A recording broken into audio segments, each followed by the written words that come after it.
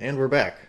Mere seconds later, after starting and finishing number 6 of 10 for balancing the books, which is the business career agent in EVE Online, which is kind of like the tutorial or walkthrough for this game. There isn't a substantial, I guess, beginner's tutorial, so that's why I'm making these videos. Sometimes they can be confusing, and sometimes there are just a whole lot of mechanics in this game, and figuring them all out on the fly without any guide or anything can be challenging. So we'll request the next mission and see what they have for us. Just looking here, it looks like they probably want us to go and clear an area out, grab something, and bring it back. So we've discovered an ancient site that the pirates are using as some kind of staging outpost. We cannot let them continue to gain any kind of foothold in this area. We need you to kill them. Okay. Since you were businessmen, mind you, I suggest you also fit a civilian relic analyzer to your ship. Once you have cleared the mission area of hostiles, you can use the analyzer to inspect any ancient ships or ruins in the area. Okay, yep, they're giving me a relic analyzer. I can actually swap this thing off. I probably already have a relic analyzer. Looks like I haven't pulled it off of the other ship, but that's fine. Notice this is red. It says there's ship's restrictions. I can take my Tristan in there. Good. So yeah, so we're going to go kill stuff. We're going to analyze something for archaeology, grab the loot, which I assume is this data core, and then we'll be done. So we'll come down here, civilian relic analyzer. There it is. And we're good to go. It's nice they don't have us jumping 5 or 10 jumps out to do it again, so that's good. Along with military agents, and that's not even the career agents, but once you get out into sort of the regular PvE aspect of this game, there are a number of different agents that you can pick. Some of them are security/military types where you're always going out and you're having combat. Others are specifically courier type, and there are mining and other types, but a quick and easy way to raise your faction or your standing with a given faction or a given corporation or whoever is to run low-level courier missions, because they're usually 1 or 2 jumps at most and 5 or 6 at the very most on the rare mission. And you can just sort of like, they don't require a whole lot of inventory space. You can just sort of throw stuff, jump over, drop it off, come back, take another one, and just jump around doing that over and over and over again. So it's a quick, albeit boring way to raise standing. Alright, we're gonna follow this here. And there's 2 enemies. And I'll just orbit them. Drop my drones into space. I would guess that...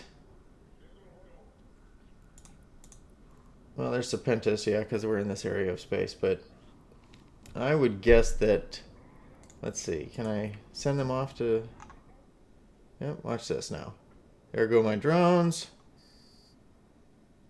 And that guy's toast pretty quickly. We'll have them engage him. We'll start targeting the wrecks so that we can... And we'll call our drones back in.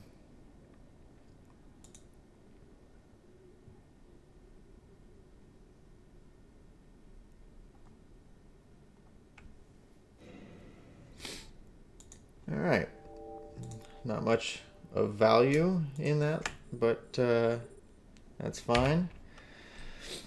And we didn't salvage anything from it either. This is a somewhat fruitless pocket of the mission. And generally, like some of the combat missions they'll send you to, they'll be like this, where you show up, there's an acceleration gate, and then you warp into one area, you kill a bunch of things, and then there's another acceleration gate. You warp into another area, you kill a bunch of things, and so on and so forth. And those are referred to as pockets. So I've got my drones, and it's easy to accidentally leave your drones behind, so keep that in mind. Looks like there's only 2 pockets here. So I'll target the 2 enemies first, and I'll approach the data structure. Let's see. I would guess the moment, just like the last, so what was it, 2 missions ago where I did some data analyzing, the moment I went up to and interacted with the structure, the enemies attacked me. So we'll go on up. We got to get in under 5,000 meters in order to activate our relic analyzer. I'll let my drones defend me automatically. And there we go. All right.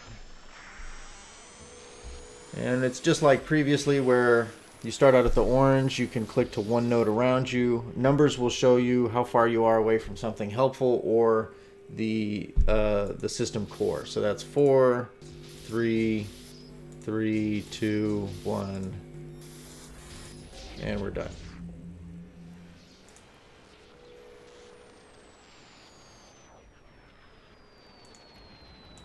Set auto repeat to off. No reason to consistently use capacitor. And I'll suck in my drones before heading back and calling it a day. I think, ooh,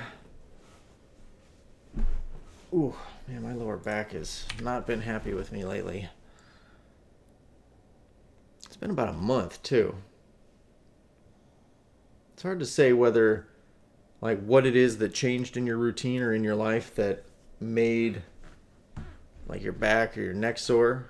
But when you do find it and suddenly you don't have pain anymore, it's fantastic. Kids, this is what you get to look forward to when you get older.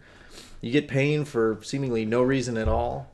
And it's because the way you sleep and have slept for the past 30 some odd years is no longer, your body no longer will accept that.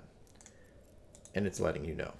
All right, we're done. So we're warp back. We got this data core elementary civilian tech, which is right there. We also made 200,000 in salvage materials, which is also great. Essentially 200K. Those are estimates, so keep that in mind. A lot of these missions are pretty quick. The ones where they send you out to mine, I sometimes stay out and mine a bunch and just fill up my cargo hold, but sometimes, especially if I'm making a video, I just get through it because you don't need to sit and watch me mine for 15 minutes. All right, just hit complete. We'll get paid, and that puts us up over 6 mil from doing these introductory missions. At the previous mission, they gave us this mass production skill.